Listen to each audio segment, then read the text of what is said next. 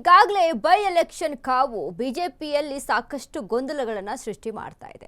ಹಾಗಾದ್ರೆ ಯಾರಾಗ್ತಾರೆ ಬಾಗಲಕೋಟೆಯ ಬಿಜೆಪಿ ಅಭ್ಯರ್ಥಿ ಅನ್ನುವಂತ ಪ್ರಶ್ನೆ ಒಂದ್ ಕಡೆ, ಮತ್ತೊಂದು ಕಡೆ ಯಾರಾಗ್ತಾರೆ ದಾವಣಗೆರೆ ದಕ್ಷಿಣ ಬಿಜೆಪಿ ಅಭ್ಯರ್ಥಿ ಅನ್ನುವಂಥದ್ದು. ಬಿಜೆಪಿಯಿಂದ ಅಭ್ಯರ್ಥಿಗಳ ಆಯ್ಕೆ ಕಸರತ್ತು ನಡೀತಾ ಇದೆ. ಕೆಲವೇ ಕ್ಷಣಗಳಲ್ಲಿ ಬಿಜೆಪಿ ಕೋರ್ ಕಮಿಟಿ ಸಭೆ.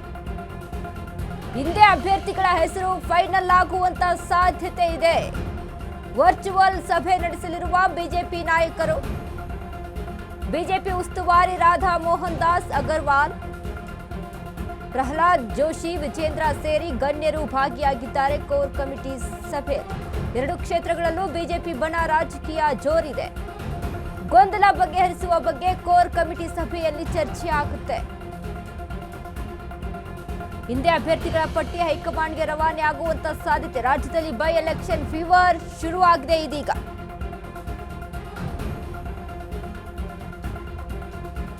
ಬಾಗಲಕೋಟೆ ಬೈ ಎಲೆಕ್ಷನ್ ಅಲ್ಲಿ ಬಿಜೆಪಿ ಅಭ್ಯರ್ಥಿ ಯಾರಾಗ್ತಾರೆ ಅನ್ನುವಂತಹ ಗೊಂದಲ. ಯಾಕಂದ್ರೆ ಈಗಾಗಲೇ ಯಡಿಯೂರಪ್ಪ ಹೇಳಿರುವಂತಹ ಒಂದು ಹೇಳಿಕೆ ಏನಿದೆ, ಅಭ್ಯರ್ಥಿಗಳ ಘೋಷಣೆಯನ್ನ ಮಾಡಿಬಿಟ್ಟಿದ್ದಾರೆ ಅನ್ನುವಂತ ವಿಚಾರಕ್ಕೆ ಸಂಬಂಧಪಟ್ಟಂತೆ ಸಾಕಷ್ಟು ಗೊಂದಲಗಳು, ಭಿನ್ನಾಭಿಪ್ರಾಯಗಳು, ಸಾಕಷ್ಟು ಒಳ ಆಂತರಿಕ ಜಗಳಗಳು ಇಲ್ಲಿ ನಡೀತಾ ಇತ್ತು.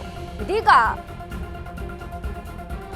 ಬಿಜೆಪಿಯ ಮುಂದಿರುವಂತಹ ಸವಾಲು ಅಂತ ಅಂದ್ರೆ ಬಾಗಲಕೋಟೆ ಬೈ ಎಲೆಕ್ಷನ್ ಹಾಗೂ ದಾವಣಗೆರೆ ದಕ್ಷಿಣ ಬೈ ಎಲೆಕ್ಷನ್ ವಿಚಾರಕ್ಕೆ ಸಂಬಂಧಪಟ್ಟಂತೆ ಇವತ್ತು ಬಿಜೆಪಿಯ ಕೋರ್ ಕಮಿಟಿ ಸಭೆ.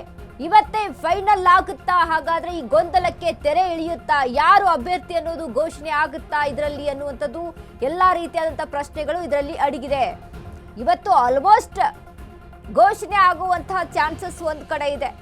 ಸೊ ಹಾಗಾದ್ರೆ ಇದ್ರ ಬಗ್ಗೆ ಘೋಷಣೆ ಆಗಿ ಇದನ್ನ ಹೈಕಮಾಂಡ್ಗೂ ಸಹಿತ ರವಾನೆ ಮಾಡಲಾಗುತ್ತೆ ಅನ್ನುವಂಥ ವಿಚಾರ ಮತ್ತೊಂದು ಕಡೆ.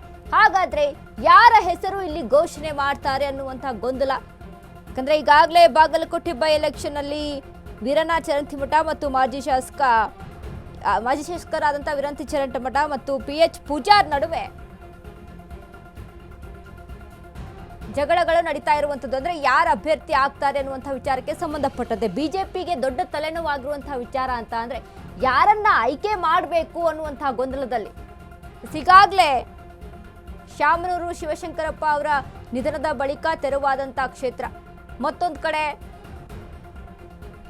YS ಮೇಟಿ ನಿಧನದ ಬಳಿಕ ತೆರವಾದಂತಹ ಕ್ಷೇತ್ರ. ಇವೆರಡೂ ಕ್ಷೇತ್ರಗಳು ಸಹಿತ ಗೆಲ್ಲಲೇಬೇಕನ್ನುವಂತಹ ಹಠ, ಗೆಲ್ಲಲೇಬೇಕನ್ನುವಂತಹ ಪಟ್ಟು ಬಿಜೆಪಿಯಲ್ಲಿ. ಬಟ್ ಇಲ್ಲಿ ಏನಾಗ್ತಾ ಇದೆ, ಯಾವ ಅಭ್ಯರ್ಥಿಗೆ ಟಿಕೆಟ್ ಅನ್ನ ಕೊಡಬೇಕು ಅನ್ನುವಂತಹ ಗೊಂದಲದಲ್ಲಿ ಹೈಕಮಾಂಡ್ ಮತ್ತು ಬಿಜೆಪಿ ಇರುವಂತದ್ದು. ಇದ್ರ ಬಗ್ಗೆ ಸಾಕಷ್ಟು ಗೊಂದಲಗಳನ್ನ ಹುಟ್ಟಿ ಹಾಕ್ತಾ ಇದೆ. ಒಂದ್ ಕಡೆ ವೀರಣ್ಣ ಚರಂತಿಮಠ, ಮತ್ತೊಂದು ಕಡೆ PH ಪೂಜಾರ್. ಇನ್ನು ದಾವಣಗೆರೆಯಲ್ಲಿ ಅಜಯ್ ಕುಮಾರ್, ಯಶವಂತರಾವ್ ಜಾಧವ್, ರಾಜನಹಳ್ಳಿ ಶಿವಕುಮಾರ್, ಶ್ರೀನಿವಾಸ್ ದಾಸ ಕರಿಯಪ್ಪ. ಅಂದ್ರೆ ಇಲ್ಲಿ ಟಿಕೆಟ್ ವಿಚಾರಕ್ಕೆ ಸಂಬಂಧಪಟ್ಟಂತೆ ಇವರಿವರ ಮಧ್ಯೆ ಸಾಕಷ್ಟು ಮಿಸ್ಅಂಡರ್ಸ್ಟ್ಯಾಂಡಿಂಗ್ಗಳು ಇರುವಂಥದ್ದು. ಇದರಲ್ಲಿ ಯಾರಿಗೆ ಕೊಟ್ಟರು ಸಹಿತ ಒಬ್ಬರ ಮೇಲೆ ಒಬ್ಬರು ಕಿಡಿಕಾರುವಂಥದ್ದು ಹೆಚ್ಚಾಗೇ ಇದೆ. ಒಂದ್ ಕಡೆ ಇಲ್ಲಿ ಬನ ಬಡಿದಾಟ ಅನ್ನುವಂಥ ಹೆಸರು.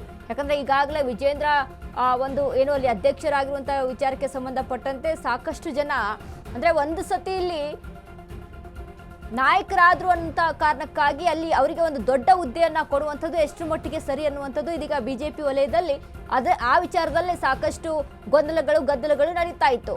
ಇದೀಗ ಅದೇ ವಿಚಾರದಲ್ಲಿ ಎಷ್ಟೋ ಶಾಸಕರ ಮಧ್ಯೆ ಆಂತರಿಕ ಒಳ ಜಗಳಗಳು ಇರುವಂಥದ್ದು. ಇದೀಗ ಇರುವಂತ ಪ್ರಶ್ನೆ ಏನಂತ ಅಂದ್ರೆ ಬಾಗಲಕೋಟೆಯ ಬೈ ಎಲೆಕ್ಷನ್ ಅಲ್ಲಿ ಟಿಕೆಟ್ ಯಾರಿಗೆ ಅಂತ ಇಲ್ಲಿ ಗಮನಿಸಬೇಕಾಗುತ್ತೆ. ಒಂದ್ ಕಡೆ ವೀರಣ್ಣ ಚರಂತಿಮಠ ಮಾಜಿ ಶಾಸಕ, ಕಳೆದ ಬಾರಿಯೂ ಪರಾಜಿತ ಅಭ್ಯರ್ಥಿ ಆಗಿದ್ರು. PH Pujar BJP MLC, BJP ticket ಪ್ರಬಲ ಟಿಕೆಟ್ ಆಕಾಂಕ್ಷಿಯಾಗಿದ್ದಾರೆ.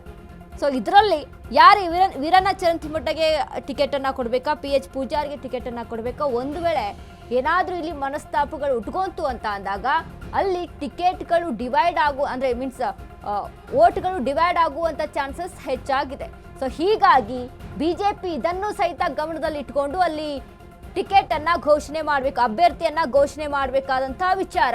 ಯಾಕಂದ್ರೆ ಈಗಾಗಲೇ ಒಂದು ಎಡವಟ್ಟನ್ನ ಬಿಜೆಪಿ ಆಲ್ರೆಡಿ ಮಾಡ್ಕೊಂಡ್ಬಿಟ್ಟಿದೆ.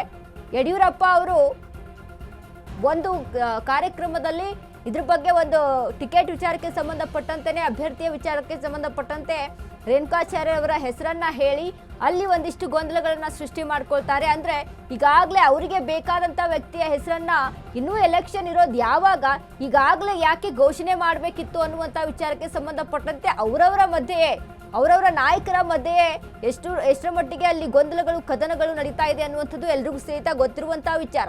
ಈಗ ಸಹಿತ ಬಿಜೆಪಿಯ ಮುಂದೆ ಇರುವಂತಹ ಸವಾಲು ಅಂತ ಅಂದ್ರೆ ಇಲ್ಲಿ ಬಾಗಲಕೋಟೆ ಮತ್ತು ದಾವಣಗೆರೆ ದಕ್ಷಿಣ ಬೈ ಎಲೆಕ್ಷನ್ ವಿಚಾರದಲ್ಲಿ ತುಂಬಾ ಸೂಕ್ಷ್ಮವಾಗಿ ನಿರ್ಧಾರಗಳನ್ನು ತೆಗೆದುಕೊಳ್ಬೇಕಾಗುತ್ತೆ. ಹಾಗಾಗಿ ಇವತ್ತಿನ ಕೋರ್ ಕಮಿಟಿ ಸಭೆಯಲ್ಲಿ ಇದ್ರ ಬಗ್ಗೆ ಚರ್ಚೆ ಆಗುವಂಥದ್ದು. ಇನ್ನು ಬಿಜೆಪಿ ಉಸ್ತುವಾರಿ ರಾಧಾ ಮೋಹನ್ ದಾಸ್ ಅಗರ್ವಾಲ್, ಪ್ರಹ್ಲಾದ್ ಜೋಶಿ, ವಿಜೇಂದ್ರ ಸೇರಿ ಗಣ್ಯರು ಈ ಒಂದು ಕೋರ್ ಕಮಿಟಿ ಸಭೆಯಲ್ಲಿ ಭಾಗಿಯಾಗ್ತಾರೆ.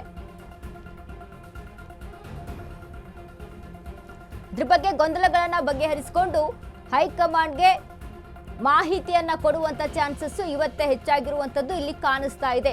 ಹಾಗಾದ್ರೆ ಕೋರ್ ಕಮಿಟಿ ಸಭೆಯಲ್ಲಿ ಏನೇನೆಲ್ಲ ಚರ್ಚೆ ಆಗುತ್ತೆ ಅನ್ನುವಂತ ಕುತೂಹಲ ಮತ್ತೊಂದು ಕಡೆ ಇರುವಂತದ್ದು. ಇನ್ನು ದಾವಣಗೆರೆ ದಕ್ಷಿಣ ಬೈ ಎಲೆಕ್ಷನ್ ನಲ್ಲಿ ಅಜಯ್ ಕುಮಾರ್ ಪರಾಜಿತ ಅಭ್ಯರ್ಥಿ ಲಿಂಗಾಯತ ಸಮುದಾಯದವರು ಇವರನ್ನ ವಿಜೇಂದ್ರ ಬನ ಅಂತ ಹೇಳ್ಬೋದು. ಇನ್ನು ಯಶವಂತರಾವ್ ಜಾಧವ್ ಮರಾಠ ಸಮುದಾಯದವರು, ಸಿದ್ದೇಶ್ವರ್ ಬೆಂಬಲಿಗರು ಇವರು. ರಾಜನಹಳ್ಳಿ ಶಿವಕುಮಾರ್ ಕುರುಬ ಸಮುದಾಯದವರು, ಸಿದ್ದೇಶ್ವರ ಬೆಂಬಲಿಗರು. ಶ್ರೀನಿವಾಸ್ ದಾಸ ಕರಿಯಪ್ಪ ವಾಲ್ಮೀಕಿ ಸಮುದಾಯದವರು, ಸಿದ್ದೇಶ್ವರ್ ಬೆಂಬಲಿಗರು. ಎಸ್ಟಿ ಮೋರ್ಚಾ ಉಪಾಧ್ಯಕ್ಷರು ಸಹಿತ. ನೋಡಿ, ಒಂದಿಲ್ಲಿ ಗಮನಿಸಬೇಕಾಗುತ್ತೆ. ಈಗ ಅಜಯ್ ಕುಮಾರ್ ಪರಾಜಿತ ಅಭ್ಯರ್ಥಿ ಲಿಂಗಾಯತ್ ಸಮುದಾಯದವರು ವಿಜೇಂದ್ರ ಬನ. ಬಟ್ ಇನ್ನುಳಿದಂಥ ಯಶವಂತರಾವ್ ಜಾಧವ್ ಆಗಿರ್ಬೋದು, ರಾಜನಹಳ್ಳಿ ಶಿವಕುಮಾರ್ ಆಗಿರ್ಬೋದು, ಇನ್ನು ಶ್ರೀನಿವಾಸ್ ದಾಸ ಕರಿಯಪ್ಪ ಆಗಿರ್ಬೋದು, ಇವರು ಸಿದ್ದೇಶ್ವರ್ ಬೆಂಬಲಿಗರು. ಒಂದು ಕಡೆ ಈಗ ಯಾರಿಗೆ ಟಿಕೆಟ್ ಕೊಟ್ಟರೂ ಸಹಿತ, ಯಾರನ್ನ ಅಭ್ಯರ್ಥಿಯಾಗಿ ಆಯ್ಕೆ ಮಾಡಿದ್ರು ಸಹಿತ ಅಲ್ಲಿ ಮನವೊಲಿಸಿ ಟಿಕೆಟನ್ನು ಘೋಷಣೆ ಮಾಡಬೇಕಲ್ಲ, ಅಭ್ಯರ್ಥಿಯನ್ನ ಘೋಷಣೆ ಮಾಡಬೇಕಲ್ವಾ. ಇದರಲ್ಲಿ ಇದೀಗ ನಾಯಕರ ಒಂದು ಪಾತ್ರ ತುಂಬ ಬಹುಮುಖ್ಯವಾಗಿರುತ್ತೆ. ಯಾಕಂದರೆ ಬಿಜೆಪಿ ಈಗಾಗಲೇ ಈ ವಿಚಾರದಲ್ಲಿ ಅಭ್ಯರ್ಥಿಗಳ ಘೋಷಣೆ ಮಾಡೋದ್ರಲ್ಲಿ ಎಡವಟ್ಟನ್ನು ಮಾಡ್ಕೊಳ್ತಾನೆ ಬರ್ತಾ ಇದೆ. ಯಾಕಂದರೆ ಕಳೆದ ಬಾರಿ ವಿಧಾನಸಭಾ ಚುನಾವಣೆಯಲ್ಲಿ ಬಿಜೆಪಿಗೆ ಹೊಡೆತ ಕೊಟ್ಟಿದ್ದೇ ಇದು.